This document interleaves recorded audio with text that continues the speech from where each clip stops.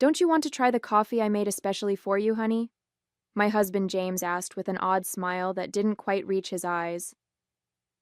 I was sitting at my sister-in-law Nina's elegant dining table in her Nashville home, where we gathered for our monthly family brunch.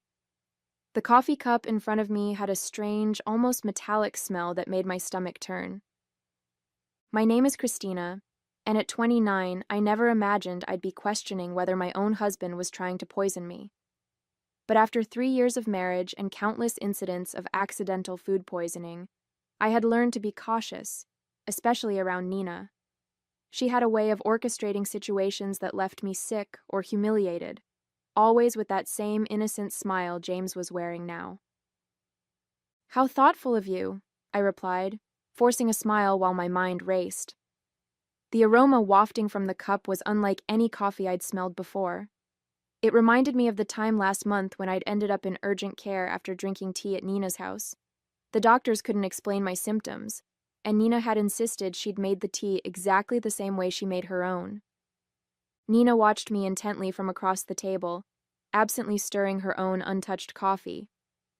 "James has become quite the barista lately," she said with a smirk. "He's been practicing different brewing methods just for you." The way she emphasized "for you" sent chills down my spine. I had noticed James spending more time at Nina's house lately, claiming they were planning a surprise for our upcoming anniversary. But something felt off. The whispered conversations that stopped when I entered the room, the strange texts I'd glimpsed on his phone, and now this coffee with its peculiar scent. I lifted the cup, pretending to take a sip while studying their expressions. James and Nina exchanged a quick glance that confirmed my suspicions. Making a show of checking my phone, I stood up abruptly. "Oh, would you look at that? I need to make a quick call for work. Nina, would you mind if I use your study?" As I walked past Nina's place setting, I deliberately stumbled, quickly switching our coffee cups in the confusion of steadying myself.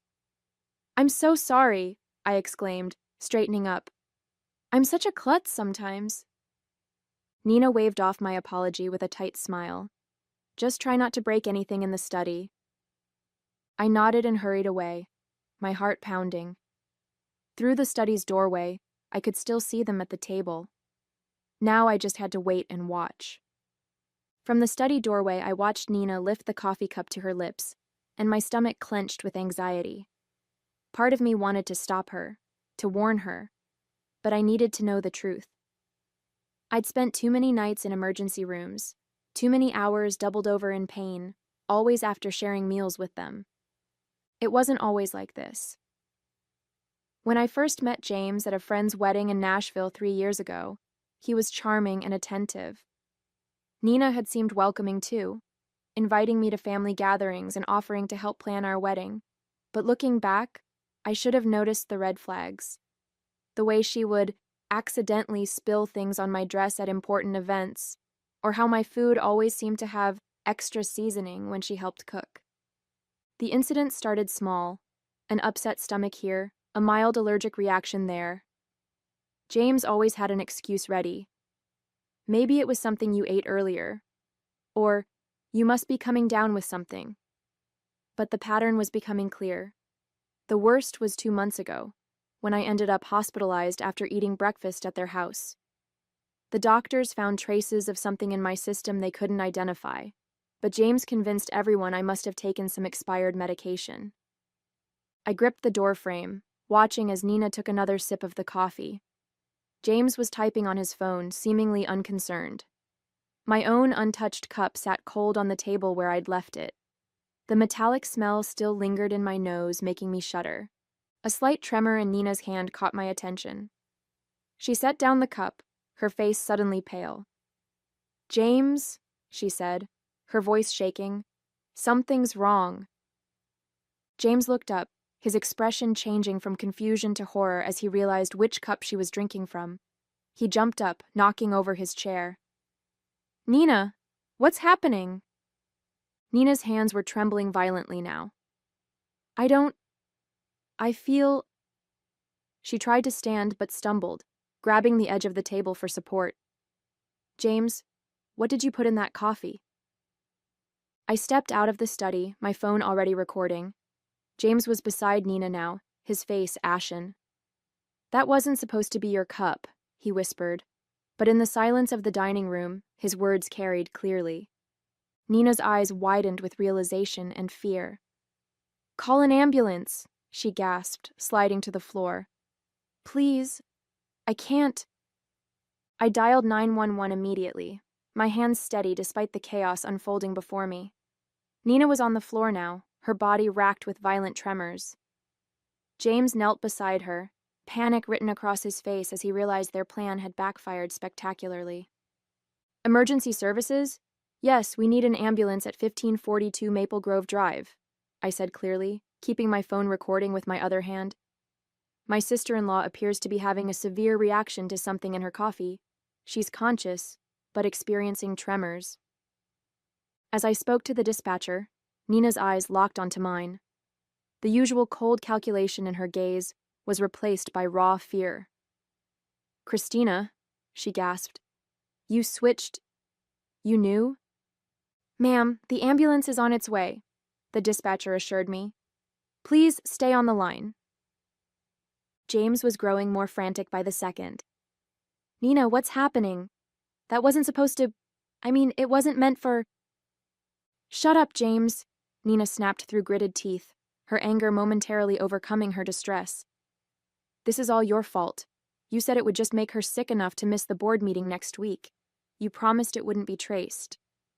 My blood ran cold. The board meeting, where I was scheduled to present my proposal for a major client account, the same account Nina had been trying to land for months at our competing firms. Everything started clicking into place. "The tea last month," I said, my voice surprisingly steady. "And the breakfast incident 2 months ago. Those weren't accidents, were they?" Nina's face contorted with another wave of pain. "The tea, that was supposed to keep you home during the Johnson contract presentation. But you went anyway." She clutched her stomach, doubling over.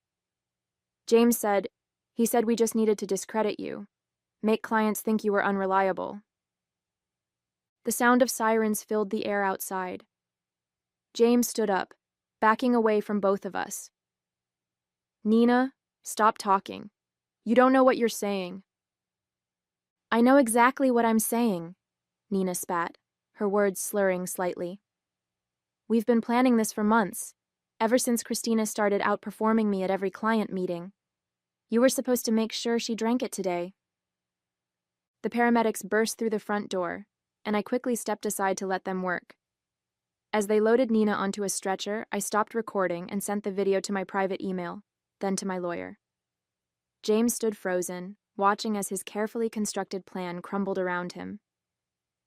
"I'll ride with her to the hospital," I told the paramedics, my voice firm. "After all, I need to make sure my sister-in-law gets the proper treatment." I met James's terrified gaze.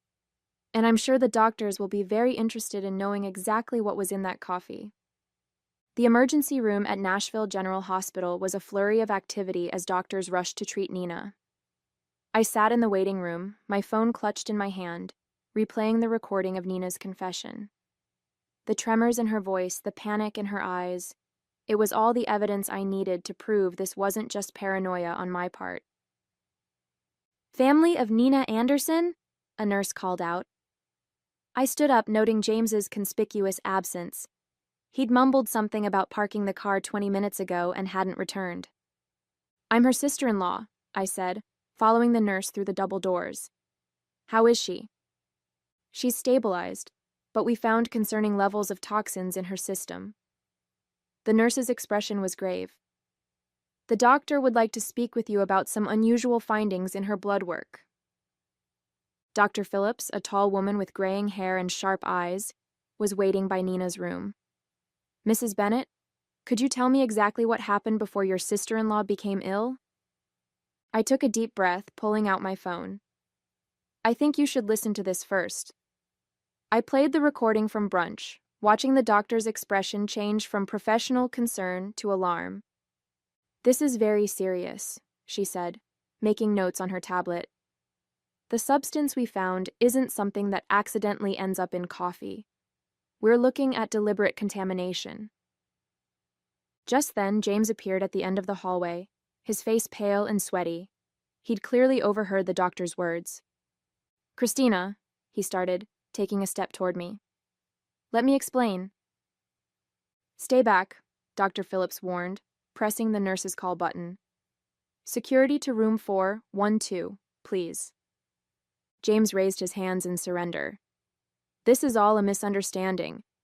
Nina was confused. She didn't know what she was saying. "Really?" I pulled up the texts I'd discovered on his phone last week, the ones I'd secretly forwarded to myself. "So these messages between you and Nina about making sure she's out of commission before the Henderson presentation were just friendly conversation." His face drained of color. "You went through my phone?" "After I found the strange pills in your desk drawer? Yes, I did." I turned to Dr. Phillips. "Doctor, I've been hospitalized 3 times in the past 6 months with unexplained symptoms. I'd like to know if they match what you found in Nina's system today." The doctor's eyes narrowed. "We'll need to run some tests to compare. Security will make sure your husband remains available for questioning."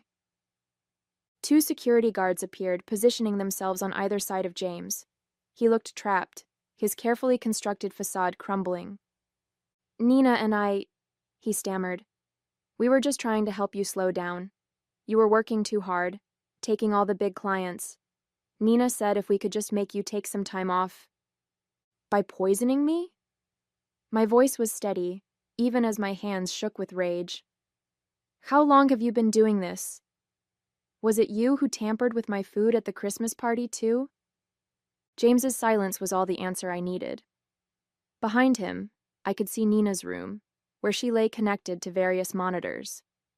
Her earlier bravado was gone, replaced by the fear of someone who knew their schemes had finally caught up with them. "Detective Mendoza is on her way," Dr. Phillips said quietly. "She'll want to take statements from everyone involved."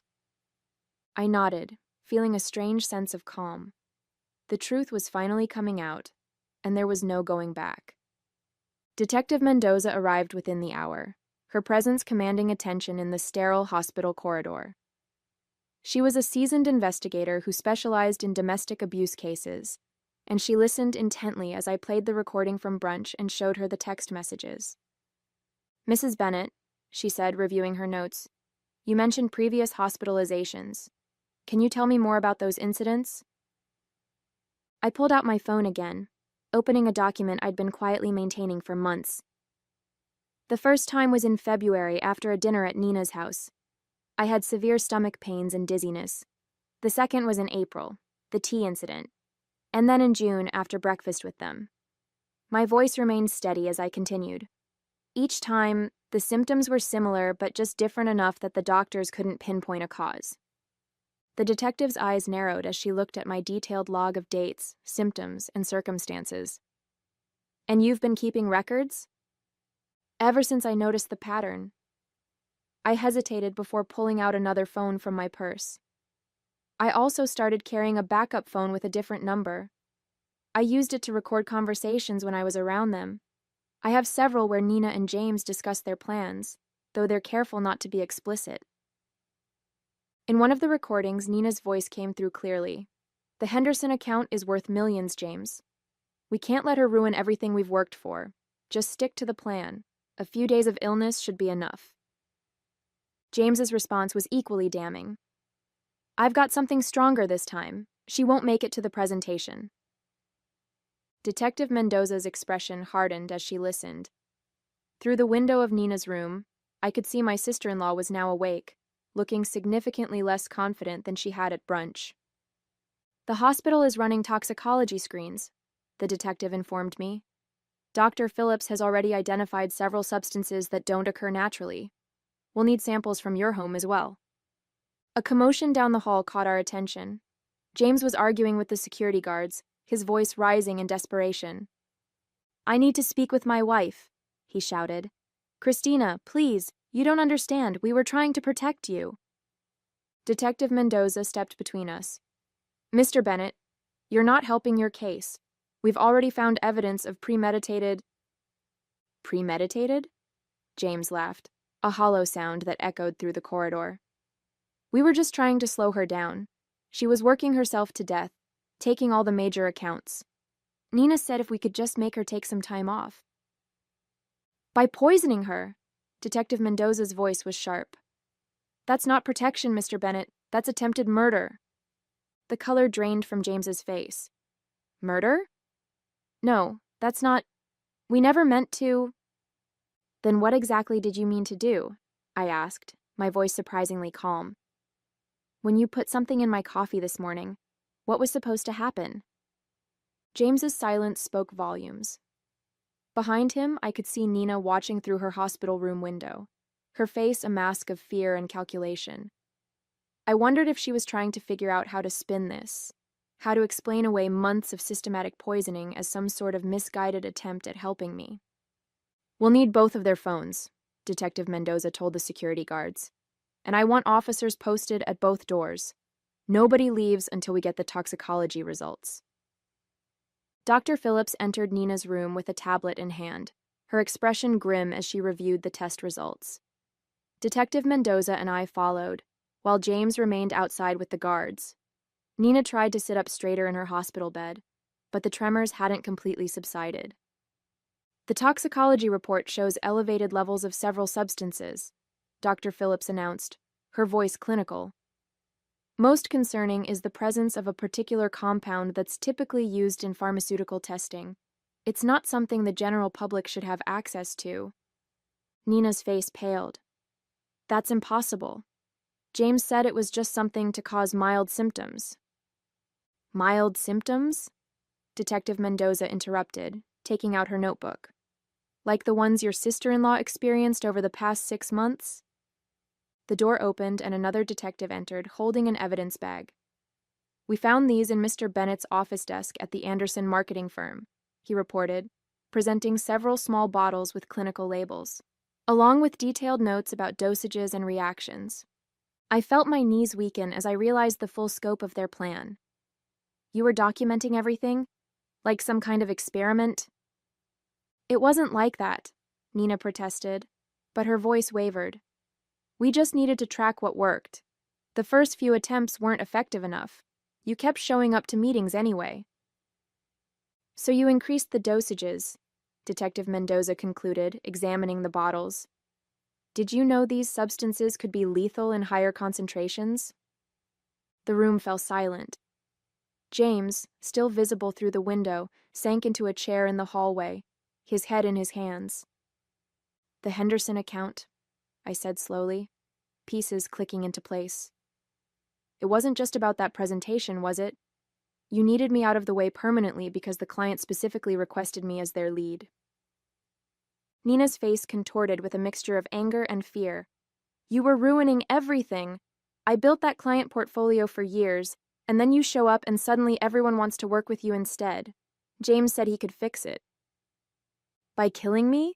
The words hung in the air, heavy with accusation. We weren't trying to... Nina started, but Dr. Phillips cut her off. The concentration in the coffee you drank today, the doctor stated, looking directly at Nina, was significantly higher than previous samples we've analyzed from Mrs. Bennett's earlier hospital visits. If she had consumed it, the outcome would have been severe, possibly fatal. Detective Mendoza turned to the other officer. We'll need a full warrant for both their homes and offices, and contact the pharmaceutical company listed on these bottles. Find out how they obtained these substances. Nina slumped back against her pillows, the fight draining from her face. It wasn't supposed to go this far, she whispered. James kept saying we just needed one more try. I stepped closer to her bed, my voice steady despite the trembling in my hands. Every time I got sick, every meeting I missed, every client I lost, you were both there, watching, taking notes on how your poison was affecting me. What kind of people does that make you? The silence that followed was deafening. Outside, I could hear James being read his rights as additional officers arrived. Nina stared at her hands, unable to meet my gaze. Detective, I said, turning away from my sister-in-law, I'm ready to make my formal statement now. The trial lasted 3 weeks, but it felt like years. I sat in the courtroom each day, watching as the prosecution methodically laid out their case against James and Nina. The evidence was overwhelming. The bottles from James's office, their detailed notes on each poisoning attempt, the recorded conversations, and text messages discussing their plans. What struck me most was their demeanor throughout the proceedings. Nina, usually so polished and confident, looked small in her defendant's chair. James couldn't even look at me, keeping his eyes fixed on the floor as expert witnesses detailed the potentially lethal effects of the substances they'd been using. Dr. Phillips's testimony was particularly damning. She presented a comprehensive analysis, showing how they had gradually increased the dosages over time, demonstrating clear intent to cause serious harm. The pharmaceutical company representative confirmed that James had stolen the compounds through his college friend who worked in their research department. The defendants showed a calculated pattern of behavior, the prosecutor argued in her closing statement. This wasn't just corporate sabotage, it was a systematic attempt to harm Mrs. Bennet, with a clear escalation that could have resulted in death. When the verdict was finally read, I felt no joy, only relief. Both James and Nina were found guilty on multiple counts, including attempted murder and conspiracy.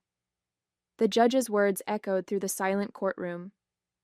The premeditated nature of these actions carried out against a family member over an extended period demands the maximum sentence.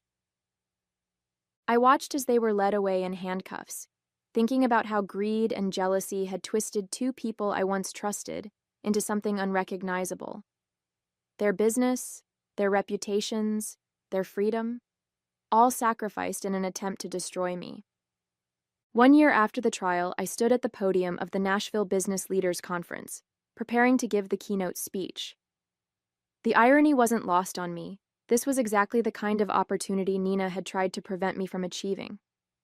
The Henderson account, which she and James had been so desperate to steal, had led to several more major clients, establishing me as one of the top marketing executives in the region. Success isn't just about talent or hard work, I began, looking out at the sea of faces. It's about integrity, about building genuine relationships based on trust. I paused, letting my words sink in. Sometimes the biggest threats to our success come from those closest to us, but surviving those challenges makes us stronger. After my speech, several young professionals approached me seeking advice. One woman, her eyes bright with determination, asked how I'd maintained my composure throughout the ordeal. I focused on what I could control, I told her. I gathered evidence, trusted my instincts, and refused to let fear stop me from pursuing my goals. Later that evening, I received an email from the Henderson client, confirming they were renewing their contract for another 3 years. I smiled, thinking about how differently things might have turned out if I hadn't trusted my instincts that day at brunch. The local paper had run a small article that morning about Nina and James beginning their prison sentences. I didn't read it. Instead, I focused on the proposal for my newest client project, knowing that the best revenge wasn't about getting even.